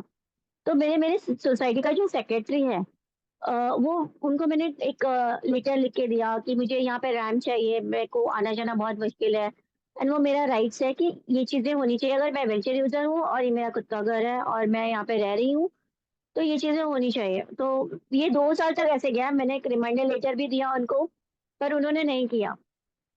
फिर मैंने उनको पर्सनली फ़ोन करके बुलाया कि आप आ जाओ, मैं ऊपर आ नहीं सकती हूँ और मुझे यहाँ पे आने के लिए बहुत तकलीफ हो रही है, तो मुझे आपसे बात करना है। तो वो आए मेरे घर पे, और उन्होंने मेरे से बात किया कि, और मैंने बोला कि आप, मैंने आपको लेटर दिया है रैम के लिए, आपने कुछ नहीं किया। वो मेरे लिए बहुत ज़रूरी है, मैं डेली हर किसी का मदद लेके तो नहीं आ जा सकती हूँ ना। तो मेरे लिए अगर आप करोगे तो बहुत अच्छी बात है। तो उन्होंने मुझसे कहा कि निशा, ये तेरे दिमाग से निकाल दे कि हम लोग कभी तेरे लिए वहाँ पे रैंप बनाएंगे, क्योंकि वहाँ का पूरा खराब हो जाएगा रैम बनाने से। लोगों का मेंटालिटी कि वो रैम बनाने से जगह खराब हो जाएगी, उसका लोकेशन खराब हो जाएगा। मैंने बोला ठीक है, अगर आप नहीं बनाने देना चाहते हो तो मैं आपको चैलेंज करती हूँ कि आप कुछ भी कर लो, मैं यहाँ पे रैम बना के दिखाऊंगी आप। तो मैंने मेरे यहाँ के एरिया के जो मेयर है उनको एक लेटर लिखा, न्यूज आर्टिकल दिया, एंड मेयर का जो पीए है वो मेरे घर पे आया था। तो मैंने उनको बताया मेरा प्रॉब्लम ये है, मैं ये चीजें कर रही हूँ, मैं बास्केटबॉल भी खेलती हूँ, मुझे रोज जाना रहता है बाहर प्रैक्टिस के लिए, मैं कैसे जाऊंगी। तो उन्होंने मेरी बात को समझा, एंड उन्होंने मेरे से सेक्रेटरी का नंबर लिया एंड उन्हें कॉल किया, एंड उनको बोला अगर आपने 2 दिन में यहाँ पे रैम नहीं बनाया तो लाइट और पानी का कनेक्शन कट कर देंगे। एंड जो 2 साल से नहीं हो रहा था वो 2 दिन में हुआ। इसका मतलब ये है कि अगर आपका राइट्स है एंड आपको किसी से भी लड़ना पड़े ना, आप सही हो तो आप उससे लड़ो, जरूर लड़ो, क्योंकि आपका अपने हक के लिए खुद लड़ना पड़ेगा, कोई और नहीं आएगा लड़ने के लिए। पहला आपका हक बनता है कि आप वो चीजों को लड़ो, और फिर वो रास्ते ढूंढो कि कैसे वो चीजों को सॉल्व कर सकते हैं। बस यही कहना था। Okay, so thank you. ये बहुत बड़ा चुनौती है हम लोगों के लिए, और खास करके ये बहुत बहुत बड़ा चैलेंज है। ये सिर्फ मुंबई में नहीं, ये हमको लगता है कि हर एक गांव में ये समस्या है, और इसका सामना हम हाँ भी कर शैलेश, रहे इसलिए हैं। कह रही हूँ कि सबको लड़ना तो चाहिए इस चीज के लिए, खुद लड़ना चाहिए। यस यस, हम तो ये दूसरों सबसे की बड़ा मिसाल समस्या है तो हमारे हमें घर में पहले ही ये है। चीजें इनिशिएटिव लेना। Good yes yes evening. Yes, hello क्योंकि सबसे बड़ा हेलो। चुनौती घर में है। तो जितने भी लोग हैं, ये तो कोशिश करें कि घर को हम लोग अच्छे से बनाएंगे। मैं हेलो निशा मैम। यस बोलिए। Good evening. Good evening ma'am. Mrinal good Nisha, evening. Maharashtra से, नागपुर महाराष्ट्र से। ओह, जैसे आपने हाँ, आवाज आ रही है ना मेरी क्लियर? बिल्कुल आ रही है, बिल्कुल हेलो। एकदम क्लियर। हाँ, तो यस आप बोलिए। जैसे स्पोर्ट्स मतलब आप बास्केटबॉल बास्केटबॉल खेल रहे हो, खेलते हो ना इंटरनेशनल, और अभी आपने हैंडबॉल भी स्टार्ट किया है। यस। तो आप मतलब जैसे हाँ, कि 2-3 या और स्विमिंग भी करते थे आप, है ना? जैसे 2-3 मतलब स्पोर्ट्स खेल रहे मैं हो, भी करती हूँ लेकिन बट जैसे फिटनेस के लिए। फिटनेस के लिए, मतलब ऐसे स्विमिंग हमें गेम्स में करती हूँ सिर्फ फिटनेस के लिए करती पार्टिसिपेट हूँ। पार्टिसिपेट नहीं करते हो फिर मैं स्विमिंग में?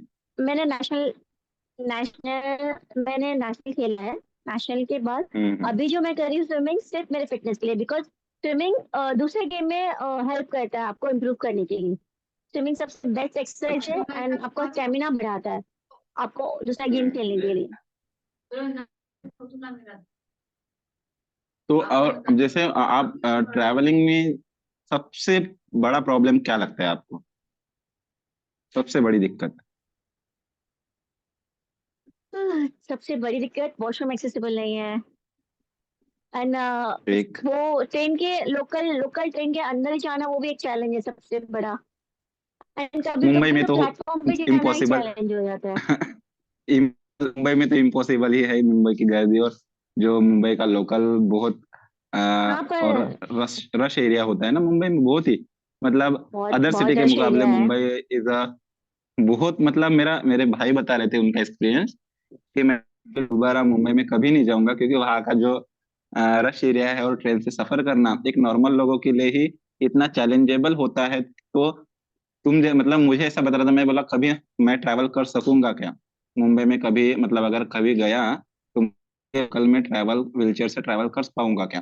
तो बोले नॉर्मल लोगों को ही इतना चैलेंजेबल है, बोले तो तुम जैसे लोगों को क्या मतलब क्या ट्रैवल करोगे आप, ऐसा बोल रहा था वो। तो आपको जैसे आप मुंबई में ट्रैवल करते हो, लोकल में ट्रैवल करते हो, तो फिर कैसे ट्रैवल करते हो फिर? जैसे कि ओके हाँ मतलब यस मैं मुंबई के 1 मिनट, मुंबई में लोकल के लिए लोकल में डिसेबल लोगों के लिए कुछ स्पेशल बोगीज या स्पेशल डब्बा?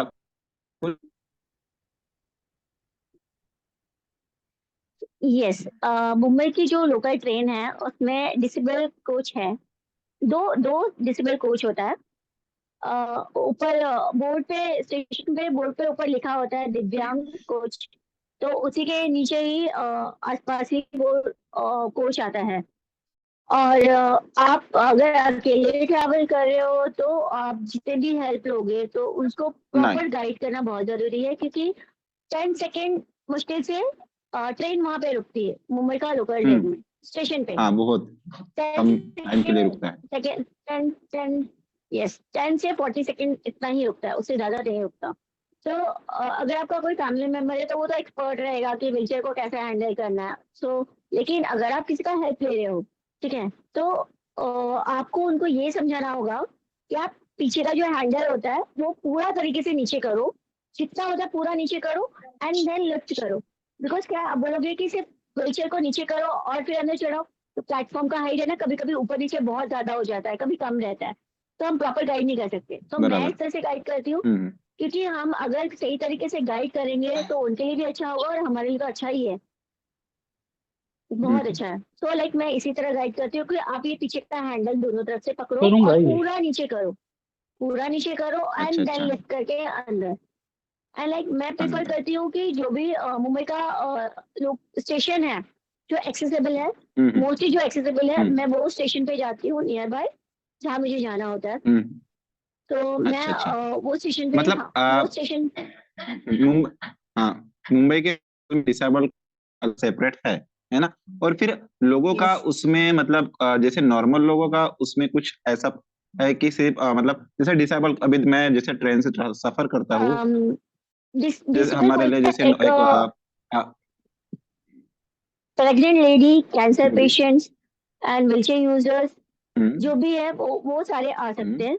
लेकिन ओके। अभी ये मुंबई है, मुंबई का रश एरिया है बोल सकते हैं, तो हाँ। लोग पब्लिक चढ़ जाती है, नॉर्मल पब्लिक भी चढ़ जाती है अच्छा, उसमें। अच्छा, अच्छा, अच्छा, अच्छा। हाँ, तो कभी ठीक। कभी बहुत वो तो झगड़ा करना पड़ता है उनके साथ। वो तो हर जगह करना पड़ रहा है अभी तो। लेकिन मुंबई में तो नहीं बोल सकते कि वहां पे झगड़ा करना पड़ रहा है, क्योंकि मुंबई ऐसी सिटी मतलब ऐसी सिटी है कि वहां पे किसी को टाइम ही नहीं है किसी के साथ बात करने का, है ना? इतना मतलब रश एरिया है ना, तो वहां पे बोल भी नहीं सकते। लेकिन हम्म, मैंने मतलब जैसे कि नॉर्मल ट्रेन में भी सफर किया है, तो जो डिसेबल बोगी डिसेबल कंपार्टमेंट होता है उसमें भी बहुत नॉर्मल पर्सन चढ़ जाते हैं। वो देखिए, ठीक है, मुंबई में तो बिल्कुल। मैं मान लूंगा, क्योंकि इसका भी मुंबई क्या सोल्यूशन है। दो। हाँ, हाँ, बोलिए। नहीं, आप पूरा करिए, मैं बस सोल्यूशन बताती हूँ। हाँ, तो वही मुंबई में कैसा, मुंबई में मान मान लेते हैं, क्योंकि मुंबई में कैसा है, ज्यादा दूरी दूरी तय नहीं करनी पड़ती है। 1 से 2 घंटे की दूरी पे ही हमको डिस्टेंस मतलब कवर करना होता है। लेकिन जैसे तो हम सबसे ज्यादा मतलब 10-15 किलो सॉरी 10-15 घंटे का जब हमको सफर करना होता है, और तब डिसेबल कोच में नॉर्मल पर्सन चढ़ते हैं, उस वजह से हमको जो दिक्कतें होती है उनको वो डिफिकल्टीज लाती है। जैसे ये बहुत लोग में दबेगा। क्या, नॉर्मल लोग चढ़ जाते हैं डिसेबल कोच में, तो हमें वॉशरूम जाने की ले तक की जगह नहीं छोड़ते हैं, इतने मतलब पूरे पसर जाते हैं वहां पे अंदर में। तो आप अभी बिल्कुल। बता सकते हैं तो आप सॉल्यूशन? क्या चाहते हो? अच्छा, तो आप पूछना चाहते हो कि इसका सोल्यूशन क्या है, ऐसा होता है तो? ओके, तो हाँ, इसका सोल्यूशन ये है कि सबसे पहले टिकट लेके खरीद जाओ डिसेबल कोच में। बराबर। ओके। अगर आप हाँ, टिकट लेकिन लेके जाते मैं हो, बताऊं दीदी, सॉरी सॉरी मैम, मैं आपको इंटरप्ट कर रहा हूँ। मैं पिछली बार 2022 में टिकट लेके डिसेबल कोच में सफर किया था, तो मुझे टीसी डांट रहा था कि आप क्यों फिर अपने सीट पे क्यों नहीं गए करके। मैं बोला, उनको बताया कि वहां पे क्या हो रहा है कि मेरे को एक्सेसिबल नहीं बाथरूम या मतलब हाँ, नहीं, ठीक है, बोलिए ना।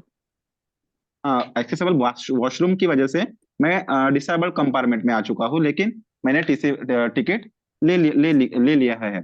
तभी भी वो मतलब टीसी सुन नहीं रहा था। तो उस पे क्या करना है, आप मुझे प्रॉपरली सॉल्यूशन बताइए। मैं अभी रुकता हूँ, आप अभी तेजाब आपको इंटरप्ट नहीं कर पाऊंगा। ठीक है। अगर आप आपका माइंड सेट है कि आपको हैंडीकैप कोच में ही जाना है, तो आप नॉर्मल जनरल टिकट निकालो। ठीक है, जो बोलते हैं ना कि उसमें आपका टिकट कंफर्म नहीं होता, बस जनरल जो डब्बा होता है देखो जिसमें देखो, लोग ऐसे टिकट लेके घुस जाते हैं, अंदर रख आपको ले वो जाओ इसको। टिकट निकालना चाहिए। क्योंकि टीसी जो जो मोबाइल बोल चार्ज पे रहा लगा था दो, वो वो भी निकाल लो सही करके। बोल रहा था कि क्या वो जो सीट थी वो वेस्ट हो जाती है ना, किसी किसी को मिल जाती थी वो सीट एटलीस्ट, तो वो भी गलत नहीं था। तो इसलिए मैंने कह रही हूँ कि आप जनरल टिकट निकालो एक नॉर्मल, जब आपके पास वो हम्म। टिकट होता है तो रेलवे हाँ, का हेल्पलाइन नंबर भी होता है, 139। ठीक है। आप हाँ। यस, तो उस पे आप कॉल करो और बताओ कि आपको ये प्रॉब्लम हो रहा है। वो आपका टिकट नंबर पूछते हैं, आपका पीएनआर नंबर पूछते हैं, कौन सा स्टेशन आने वाला हम्म। है और कौन से स्टेशन पे वो नेक्स्ट कौन सा है और अभी आप कौन से स्टेशन पे हो, ताकि वो आके खाली कर सके। तो ये अच्छा। चीज एक होती है। हाँ, इसे आप कंप्लेन करके वो सारा रश को निकाल सकते हैं।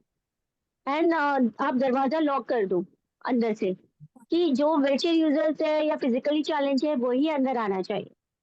किसी को भी अलाउड हम्म। नहीं है कि एक तो 4 सीट होती है, 4 फिजिकली चैलेंज तो हो ही नहीं सकते ना वो कंपार्टमेंट में। हाँ हाँ, बराबर, कभी ठीक, कभी तो वही। फिजिकली चैलेंज ही पूरे पूरे भरे पड़े रहते हैं, मैंने ऐसे भी देखा है। बराबर।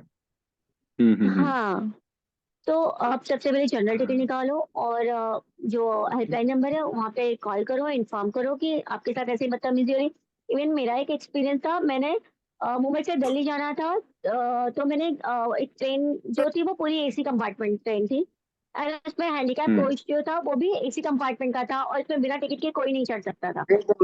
मोबाइल हम्म। जो उठा अ, वो उस ट्रेन का नाम है गरीब रथ, ठीक है। उसमें क्या हुआ था हम्म।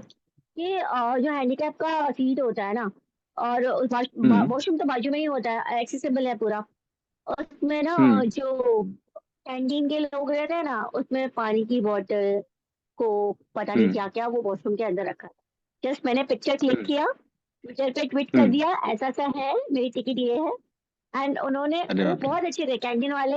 हाँ, वो उन्होंने हम्म। मुझे प्यार से उतारा सुबह, मुझे जिधर जाना था मुझे लेके गए। एंड देन जब मैं हाँ। दोबारा उस ट्रेन में वापस रिटर्न जा रही थी ना, वो वहाँ का हम्म। कैंटीन का मैनेजर आ गया, मैडम आपकी वजह से मुझे कोर्ट के चक्कर काटने पड़ रहे हैं, आपने कंप्लेन किया था हमारे खिलाफ। अच्छा। हाँ हाँ। अभी तो मैंने बोला आपने जो बताया कि और वो लॉक लॉक एक हम्म। मिनट, वो लॉक करके वो वॉशरूम हम्म। लॉक करके रखते थे। तो मैंने बोला आप लॉक हम्म। क्यों रखते थे, वो हमें चाहिए ना। तो मुझे उन्होंने हम्म। बोला कि आपको जब चाहिएगा हम खोल देंगे। मैंने बोला मैं आपको ढूंढने थोड़ी ना आऊंगी, आप मुझे चुपचाप से खोल के दो या चाबी मुझे दे दो हाँ। हाथ में, तो मैं हम्म। जाके कर अच्छा दूँ। अच्छा। तो उन्होंने, यस, तो उन्होंने वो लॉक खुला रखते थे। तो वो एक चीज किया था और मैंने वो ट्विटर पे ट्वीट कर दिया। ट्विटर पे आपको क्विक रिएक्शन मिल जाता है। तो ये आपका हाँ हाँ, सोल्यूशन है। आई होप कि ठीक ठीक। मैंने जो बताया आपको आपके लिए यूजफुल है। सेटिस्फाई हूँ, हाँ। Yes yes ma'am, thank you. हाँ, मुझे एक और वेलकम। बात, अभी आपने जो बताया उसमें एक और क्वेश्चन पूछना था। आपने जैसे गरीब रथ बोला, तो गरीब रथ में डिसेबल कोच है, मतलब डिसेबल कंपार्टमेंट है यस, बिल्कुल, है क्या? आपको सर्टिफिकेट मैं लेके पूछ जाओ और यस, हाँ उसका टिकट हाँ। आपको डिस्काउंट कुछ भी नहीं मिलता उसमें, बट आपको हैंडीकैप हम्म। कोच है उसमें, एसी कंपार्टमेंट है, पूरा अच्छा एसी है, आपको पूरा पेमेंट करना अच्छा। पड़ता है। एंड आराम से आप अपनी ओके। सीट पे बैठ के जा सकते हो। तो उसमें कोई भी अच्छा एक अच्छा अच्छा एक्स्ट्रा अच्छा। पर्सन नहीं आएगा जिसके पास टिकट नहीं है। हाँ, नहीं मैं मतलब नहीं कि अभी मुझे ट्रैवल करना था, तो मैं उसी उसी ट्रेन का टिकट मतलब कंफर्म करने वाला था, लेकिन उस दिन का वो टिकट मुझे मिला नहीं। तो और मुझे वो हाँ, जो वो गरीब रथ उसका डील ट्रेन चल है वो चलता है। हाँ हाँ हाँ, फुल एसी ट्रेन है, तो वहां पे डिसेबल कंपार्टमेंट नहीं होगा, ऐसा मैं सोच रहा था। लेकिन आपने बताया तो बहुत अच्छा इन्फॉर्मेशन मुझे मिला आपसे। थैंक यू, गाइडेंस दिया है, वेलकम। उसके लिए आपका बहुत बहुत thank you. Welcome. Okay, so last question लेंगे, लास्ट क्वेश्चन लेंगे और आज का कॉल हम यहीं पे समाप्त करेंगे। किन्हीं को कोई पूछना हो तो लास्ट क्वेश्चन ले सकते हैं। Thank you. हेलो। हाँ यस। जी, बोलिए। हाँ सर, मैं ये पूछना चाहता हूँ, जैसे कि मैंने अभी 21 तारीख को रिजर्वेशन करा रखा है स्लीपर में,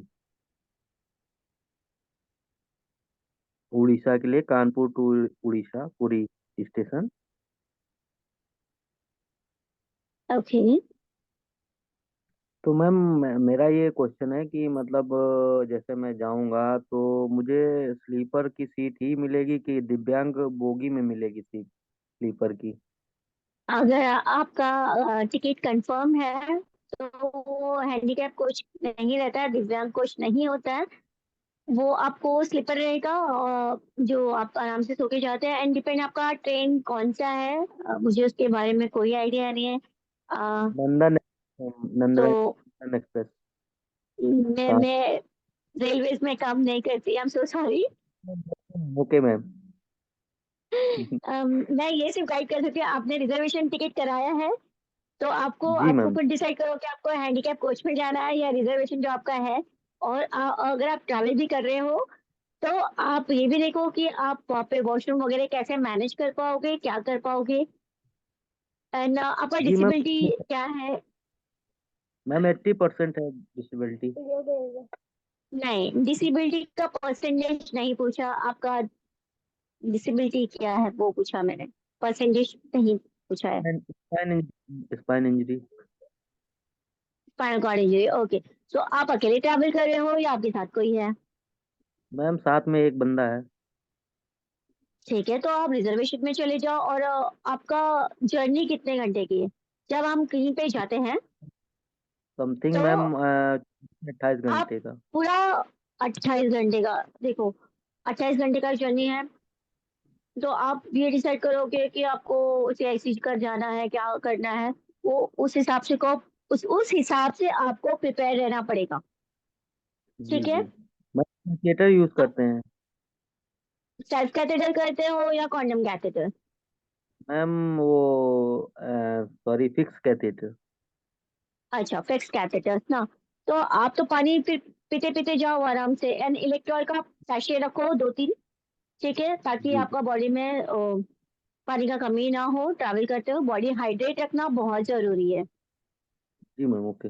ये यस, अनमोल जी से भी बात करना है, उनको कुछ बात करनी है। जी मैम ओके। या thank you. Thank you ma'am thank you.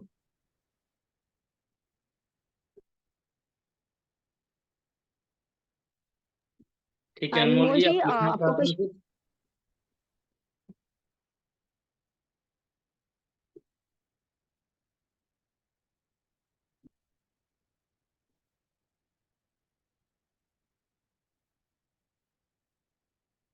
या कोई और तो कोई सवाल करना चाहता है? ओके, सो शायद होप सबका जवाब मिल गया होगा। तो कोई कुछ बोलना चाहते हैं बोल सकते हैं, नहीं तो आज का कॉल हम यहीं पे समाप्त करेंगे एंड होप कि कैलेश जी, आप मैं लोग चाहती हूँ कि कॉल आप पे मुझसे जुड़े सवाल और करो। अच्छा। अच्छा ठीक है। एक सवाल मेरे तरफ से है कि जब आपका इंजरी हुआ था 2009 में एंड देन अभी 2024 2004 आ में, गया। हाँ 2004 2004 में, में एक्सीडेंट हुआ। 2004 में आपको इंजरी हुआ था और अभी 2024 आ गया है। तो पहले का दौर और आपका दौर में क्या फर्क है? अगर आपके दौर में रहते तो शायद आपका लाइफ में कितना चेंजेस आ सकता था, और पहले के दौर में क्या चैलेंज आया, या पहले के दौर में क्या क्या कठिनाई हुआ, तो अभी क्या बता सकते हैं इसके बारे में? बहुत इंटरेस्टिंग क्वेश्चन है। अच्छा है कि मैंने आपको ये बोला कि आप मुझसे ये सवाल करो कोई मतलब कुछ सवाल करो और आपने ये सवाल किया। बहुत अच्छा क्वेश्चन है। जब मेरा एक्सीडेंट हुआ था 2004 में, मैं बहुत छोटी सी थी, मतलब मैं मेरा एज 18 साल था वो टाइम पे। तो मैं 12th में स्टैंडर्ड में थी एंड लाइक सोशल मीडिया कुछ भी नहीं था और कोई कोई अवेयरनेस नहीं था इसके बारे में स्पाइनल कॉर्ड इंजरी क्या होता है। मैं अकेली, ऐसे लगता था कि पूरी दुनिया में अकेली हूँ जिसके साथ ये हुआ है। एंड मेरे मुझे क्या, मेरे पेरेंट्स को भी अगर किसी को कुछ गाइड करना है, उनसे बात करनी है, मतलब वो भी नहीं बता पाएंगे कि ये चीज़ क्या है। और घर में थी, कुछ नहीं कर सकती थी, बेचारी सी थी। अब तो माँ दुर्गा हूँ। हाँ, सो अभी वो टाइम पे मैं बहुत मासूम सी थी और डिप्रेशन में थी लड़की, जिसको कुछ भी करने के लिए 100 बार सोचना पड़ता कि घर एक गिलास का पानी भी लेने के लिए खुद से जाना मेरे लिए बहुत मुश्किल था वो समय में। और अभी आज ये समय है कि मुझे कोई काम दे दो और मैं ऐसे कर लूँ। आज सोशल मीडिया इतना ज्यादा अच्छा हो गया है हमारा कि आप कुछ भी सर्च करो आपको मिल जाता है। स्पाइनल कॉर्ड इंजरी क्या है, उस टाइम पे ना व्हाट्सएप था, ना फेसबुक था, ट्विटर नहीं था, गूगल नहीं था कि इसके बारे में सर्च कर सको। लाइक अभी बहुत अच्छा है। और वो टाइम पे व्हीलचेयर अच्छी नहीं थी, हॉस्पिटल वाली व्हीलचेयर पे हम बैठते थे और उसको पुश करना तो भाई पूरी जान पे आ जाती थी। सो वो व्हीलचेयर अच्छा नहीं था, कुशन अच्छे नहीं थे, बेडसोर होने के चांसेस ज़्यादा थे। यूरिन इन्फेक्शन के बारे में कुछ जानकारी नहीं थी, नॉलेज नहीं था। जितना अभी के टाइम पे मेरे को वो सारी चीज़ें नॉलेज है because of technology, social media and आप जैसे अच्छे दोस्त जो हम एक दूसरे को गाइड करते हैं। आपसे भी मैंने बहुत कुछ सीखा है। डिफरेंसेस है एंड एक्सेसिबिलिटी को लेके हम फाइट कर सकते हैं। वो समय तो कुछ था भी नहीं, एक्सेसिबिलिटी कुछ पता ही नहीं कि ऐसा भी कुछ फाइट करना है एंड ऑल। एंड सबसे इम्पोर्टेंट महाभारत भी अपनों से हुआ था। तो अगर आप सही हो और आपको अगर कभी आपकी फैमिली से भी फाइट करना पड़े आपके राइट्स के लिए, आपको करना चाहिए। तो चीज कलयुग उस टाइम में हो सकती है, महाभारत टाइम में, तो आज क्यों नहीं हो सकती है। तो ये सारी चेंजेस है एंड आज के टाइम पे मैं जो पहले मासूम थी, अब मेरे अंदर कॉन्फिडेंस की कोई कमी नहीं है। ओके, सो कह सकते हैं कि पहले के दौर में बहुत सारे नॉलेज जो लोगों तक बहुत मुश्किल से मिलता था, मगर आज के समय में ऐसा है कि सोशल मीडिया का तरीके से हम आसानी से नॉलेज ले सकते हैं। बट ये भी देखा गया है कि आज के समय में बहुत सारे फेक भी है और बहुत लोग एक मतलब होप देते हैं, जो झूठा दिलासा और गलत तरीके से एक्सरसाइज भी करते हैं। तो उससे भी बचना है सोशल मीडिया में। तो यहाँ पे दोनों चीज है, प्लस माइनस दोनों है, कुछ अच्छी चीज भी है और कुछ खराब चीज है। तो वही है, जो अच्छी चीज है उसको कीजिए और जो दोनों चीज लगे आपको दोनों डाउट है, सबकी करो अपनी। हाँ। बट वही है है ना शैलेश? कि मतलब यस, तो वही है कि आप जितना हो सके जो सही जानकारी हो, अगर आप उसमें डाउट हो 1% भी, तो किसी अच्छे व्यक्ति से जानकारी लेके और उसको फॉलो कीजिए, ताकि जो एक तो ऑलरेडी एक्सपर्ट हो हमारा उनको या पूछो। यस, तो उसके अकॉर्डिंग कीजिए एंड होप आप इससे लाइफ बहुत बेहतर तरीके से काट सकते हैं और एक अच्छे से अपनी लाइफ स्टाइल को बेहतर तरीके से लाइफ को जी सकते हैं। सो थैंक यू निशा एंड बिल्कुल। होप सबको अच्छा लगा होगा एंड हेलो फिर हम लोग मिलेंगे। यस, यस जी, हेलो। हाँ जी बोलिए। हेलो, हाँ सोनी। यस। थैंक मैं यू। मैं ओके, आवाज आपका ब्रेक हो आवाज रहा नहीं है। आ रहा, इसलिए मैम नेक्स्ट मैं पूछ नंबर। रहा हूँ मैम, जैसे आवाज ब्रेक होता है, हो हेलो, रहा है, सॉरी। आपका आवाज नहीं जा आपका रही है आवाज सर? ब्रेक हो रहा है। एक काम कीजिए, आप मैसेज हेलो। मैसेज मैसेज पे मैसेज में रुकिए। डाल दीजिए। मैसेज पे अपना नंबर डाल दीजिए और हम आपसे संपर्क करेंगे, क्योंकि आपके साइड से नेटवर्क इशू है, आवाज सुन नहीं पा रहे हैं। तो आप मैसेज डाल दीजिए, फिर उसके बाद हम आपसे संपर्क करेंगे। आपके साइड से नेटवर्क इशू है, ठीक है। So okay, thank you everyone, call पे जुड़ने के लिए आप लोग को बहुत सर बहुत धन्यवाद। हेलो हेलो, या हेलो। आ रही है मैम आवाज अब? बिल्कुल आ रही है। मैम जो मतलब आपने टेक्निक बताई है वो ट्रेन में सफर करने के समय जो सियासी करने के समय मैम टेक्निक बताई है आपने ब्लैंकेट वाली, वो समझ में नहीं आया, थोड़ा एक्सप्लेन कर दीजिए फिर से। ठीक है।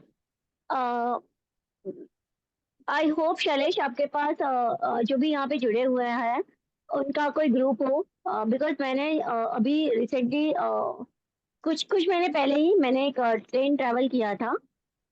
तो उस ट्रेन में मेरे साथ मेरी फैमिली भी थी। तो मैंने कहा था कि मेरा एसी कंपार्टमेंट का था, तो मुझे ब्लैंकेट्स वगैरह वहीं से मिल गए थे। तो मैंने क्या किया था, जो मेरा नीचे वाली सीट थी ना, तो नीचे वाली सीट में मैंने एक दो दो ब्लैंकेट मुझे मिले थे। तो दो ब्लैंकेट को मैंने क्या किया था, मेरी सीट सीट पे दो पूरे मैंने मैंने तो पूरा कवर कर दिया था उसको बांध के। जो ऊपर का सीट होता है ना, मिडल वाला, उसमें चैन होती है। तो और एक साइड में सीढ़ी होती है। तो सीढ़ी पे उसको एक गांठ मार दिया, रॉड के पास थोड़ा गांठ मार दिया। या आप कुछ क्लिप्स वगैरह भी लेके जा सकते हो ऐसे ट्रैवलिंग के टाइम पे, ताकि आपको क्लिप लगा दो। एंड पूरा वो एक बेडरूम जैसा फीलिंग आ जाएगा कि आपके आसपास कोई नहीं है। 2 ब्लैंकेट से फायदा होता है कि अगर एक छोटा पड़ गया तो दूसरा आप यूज कर सकते हो, क्योंकि सीट कभी कभी बड़ी बड़ी तो नहीं होती, लेकिन हमारे ब्लैंकेट थोड़े छोटे ना पड़ जाए, प्राइवेसी डिस्टर्ब ना हो। तो इसीलिए 2 ब्लैंकेट लेके जाएं ट्रेन ट्रैवल के टाइम पे, ताकि आप अच्छे से बांध सको और आप सियासी कर सको आराम से, बिना कोई परेशानी के। अगर आप वॉशरूम नहीं जा रहे हो तो एक बॉटल के अंदर जो बिस्लरी की बॉटल होती है उसके अंदर आप खाली कर सको। एंड आप अपनी फैमिली के साथ, फ्रेंड्स के साथ, किसी के साथ जा रहे हो तो उनको बोल दो वॉशरूम में फेंक दे। आई होप आपको मेरी बात समझ में आई कि मैं क्या कहना चाहती हूँ।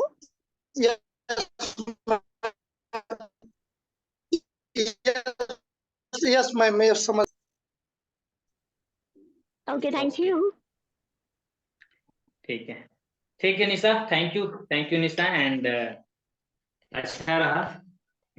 ओके, ठीक है, फिर हम लोग अच्छा सा मिलेंगे तो थैंक आज यू। का थैंक यू इस दिन शैलेश, आपको शुभ थैंक रात्रि। यू जीवन शैली। एंड ओके, हेलो शैलेश भैया, यस यस। एक अच्छा सा थैंक यू स्पीच लिए कर दीजिए निशा मैम। ऐसी है। नहीं थैंक यू, नहीं मैं थैंक यू हाँ बोलना चाहती हूँ कि उन्होंने मुझे आप लोगों से कनेक्ट करा के दिया। एंड मेरी जो इन्फॉर्मेशन, जो मेरा एक्सपीरियंस है, मैं आप लोगों के साथ शेयर कर सकी। जिसके लिए मैं शैलेश और जीवन शैली को थैंक यू बोलना चाहूंगी, उनके जो भी मेंबर्स हैं उन सबको जिन्होंने ये मेहनत किया है आप लोगों तक मेरा एक्सपीरियंस शेयर करने के लिए मुझे मौका दिया, उस चीज के लिए थैंक यू सो मच दिल से। Thank you Nisha.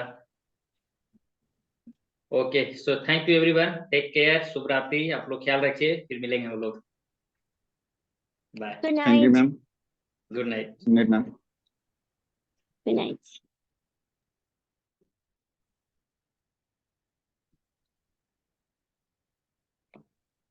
Rahul, audio